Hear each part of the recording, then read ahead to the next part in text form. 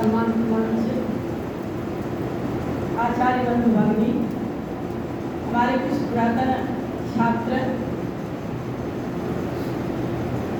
आज यह बहुत ही भावुक क्षण है जिसमें हम लोग यहाँ पर सभी उपस्थित हुए हैं। हमारे विद्यालय के दो वरिष्ठ आचार्य श्रीमान अभिमन्यु कुमार जी और श्रीमान अशोक आचार्य जी की विदाई समारोह है। इस सेवानिवृत्त सम्मान समारोह में हम सभी उपस्थित होकर के एक तरफ से गौरवान्वित भी हो रहे हैं और दूसरे तरफ से भावुक भी हो रहे हैं। आचार्य जी, अभिमन्यु आचार्य जी लगभग 18 वर्षों से तो यहाँ बच्चों की सेवा करते रहे।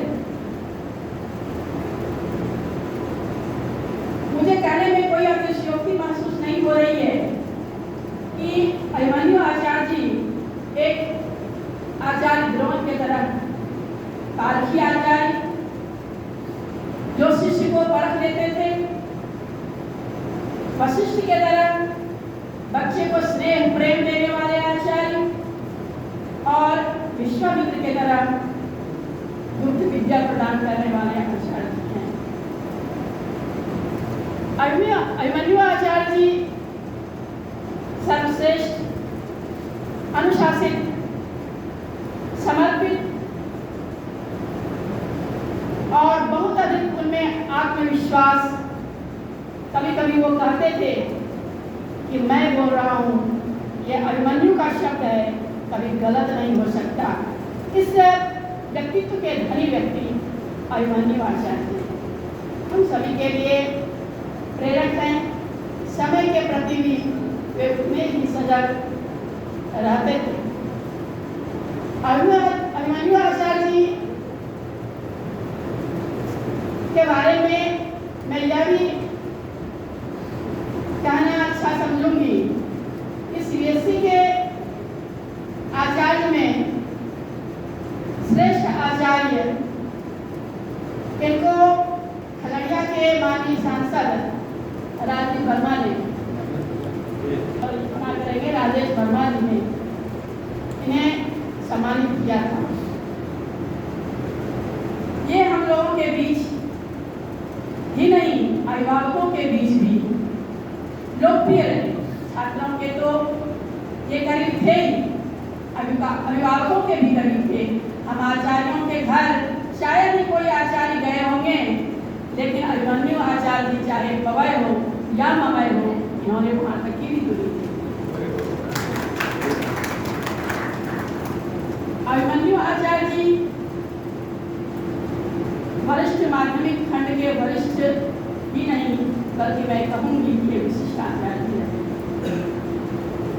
हमारे अशोक आचार्य जी बहुमुखी प्रतिभा के धनी व्यक्तित्व वाले व्यक्ति, इनके साथ मुझे अखिल भारतीय खेलकूद में भी जाने का अवसर मिला है। मैं इनका तहे दिल से शुक्रगुजार हूँ कि इन्होंने मथुरा और उज्जैन जैसे तीर्थ को भी करवाया है।